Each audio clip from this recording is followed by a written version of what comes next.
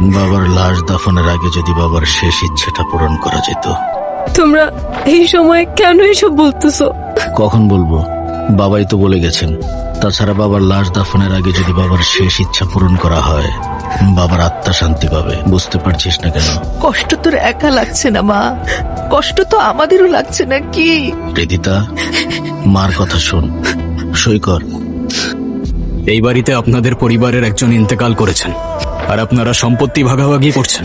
তুই কে যে আমাদের পারিবারিক আলোচনার মধ্যে ঢুকে গিয়েছিস? রিদিতা ম্যামের পার্সোনাল বডিগার্ড।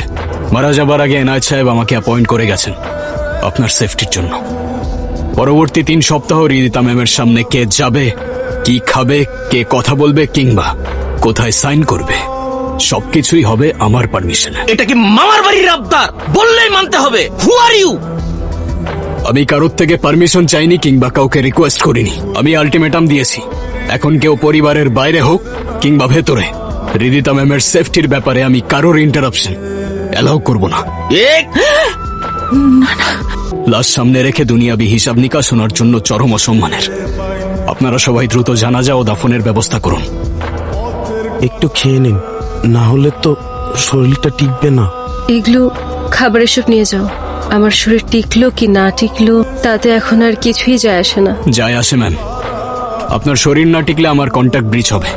অসুস্থ কিংবা মৃত ব্যক্তিকে নিরাপত্তা দেওয়ার থেকে সুস্থ ব্যক্তিকে নিরাপত্তা দেওয়া অধিক কার্যকর। সিরিয়াসলি?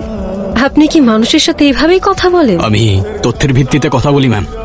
আর তথ্য হচ্ছে, আপনার গ্লুকোজ লেভেল কমে গেলে রিফ্লেক্স স্লো হয়ে যাবে। বিপদের সময় আপনি দৌড়াতে পারবেন না, আর এতে আমার কাজের ক্ষতি হবে। তাই আপনার খাওয়া উচিত। তুমি যেভাবে ভাবছো ওইভাবে কিচ্ছু হবে না। এই মেয়ে সাইন করবে না। ওসিয়তনামায় সাইন নেওয়ার সময় তুমি ওকে দেখেছো? তারপর যখন বডিগার্ড না কি আসলো ওকে দেখেছো? একদম চুপ ছিল, যেন সব ফোন দিয়ে আগের থেকে এঁটে রেখেছে। কালকে যদি মা তুমি আমাকে না থামাতে, আমি এর শেষ দেখে ছাড়তাম। বাবা একটু শান্ত হ, একটু চুপ কর, সবুর কর বাবা। মানে যা করার আপোষে করতে হবে, জোর জবস্তি করে কিচ্ছু করা যাবে না। যদি পাড়া প্রতিবেশী আর আত্মীয় স্বজন সন্দেহ করে না, বিরাট একটা ঝামেলা হয়ে যাবে। এমনিতেই একটা ঘটনা ঘটে গেছে, আর কিচ্ছু করা যাবে না। আমি যদি রিদিতাকে বোঝাই, ও বুঝবে। ও এখনো আমাকে বিশ্বাস করে। কচু বিশ্বাস করে মা তোমাকে? তুমি ওকে সহজ সরল মনে করো? ভাব নিয়ে থাকে, যেন কিচ্ছু বুঝে না। এমন একটা ভাব যে ভাজা মাছ উল্টে খেতে জানে না। মা, আমার আর সহ্য হচ্ছে না।